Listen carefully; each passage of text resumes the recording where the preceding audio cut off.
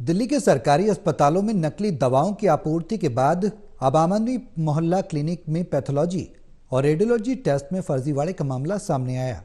आरोप है कि प्राइवेट लैब्स को फायदा पहुंचाने के लिए आम आदमी मोहल्ला क्लिनिक्स में नकली मरीजों पर लाखों टेस्ट किए गए, जिस पर बीजेपी ने हमला करते हुए अरविंद केजरीवाल के पद से इस्तीफे की मांग की है।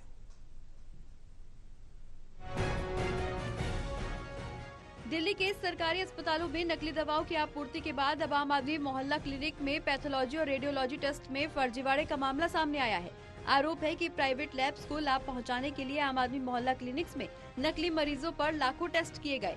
इस मामले की सबसे पहले स्वास्थ्य विभाग ने जांच की और अपनी रिपोर्ट विजिलेंस डिपार्टमेंट को भेज दी। विजिलेंस की विस्तृत रिपोर्ट आने के बाद दिल्ली के मुख्य सचिव ने फाइल उपराज्यपाल के पास भेजी। अब दिल्ली के एलजी वीके सक्सेना ने इस मामले में सीबीआई जांच की सिफारिश की है।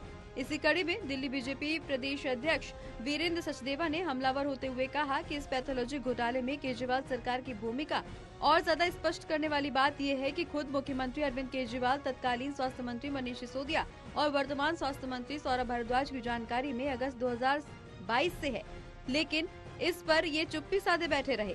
केजरीवाल को पैथोलॉजी टेस्ट घोटाले की जानकारी होने पर भी चुप रहना साफ दर्शाता है कि ये पूरा घोटाला खुद मुख्यमंत्री केजरीवाल के इशारे पर हुआ है और इसलिए केजरीवाल ने मोहल्ला क्लिनिक ही नहीं, सरकारी अस्पतालों के भी अधिकांश टेस्ट और एक्सरे सेवाएं निजी कंपनियों को सौंप दी हैं।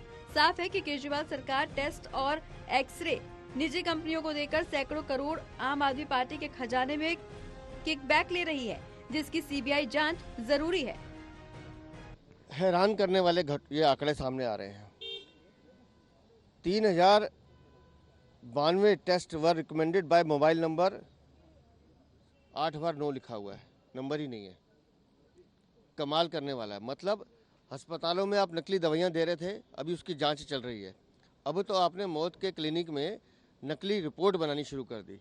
आपने पैथोलॉजी एक्सरे के टेस्ट कर दिए और वो टेस्ट जो वो नंबर है ही नहीं, वो आदमी एग्जिस्ट नहीं करता।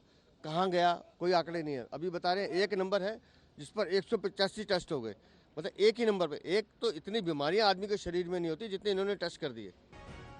वहीं नेता प्रतिपक्ष रामवीर बिदूड़ी का कहना है कि हेल्थ सेक्रेटरी ने 2022 में पहले ही कहा था कि घरों में चलने वाले क्लिनिक को बंद कराया जाए, लेकिन सीएम ने इस पर कोई भी एक्शन नहीं लिया।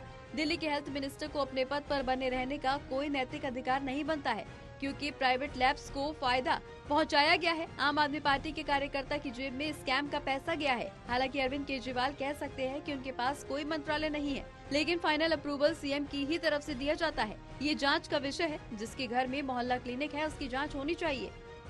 कि प्राइवेट लैब में जो जांच पड़ताल करवाई जा रही थी उसके बारे में 2022 में ही हेल्थ सेक्रेटरी ने अपना ऐतराज दर्ज कराया था। तो मैं पूछना चाहता हूं दिल्ली के हेल्थ मिनिस्टर से, दिल्ली के चीफ मिनिस्टर से, आखिर उस पर फिर क्या कार्रवाई की? सरकार की ओर से प्राइवेट लैब्स को पैसा दिया जाता था और ये प्राइवेट लैब्स सरकार में बैठे हुए लोगों को कमीशन देते थे। दिल्ली बीजेपी का आरोप है कि अरविंद केजरीवाल भ्रष्टाचार में कीर्ति साबित कर चुके हैं।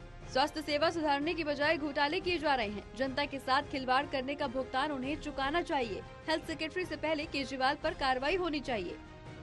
रिया राय, टोटल टीवी, दिल्ली।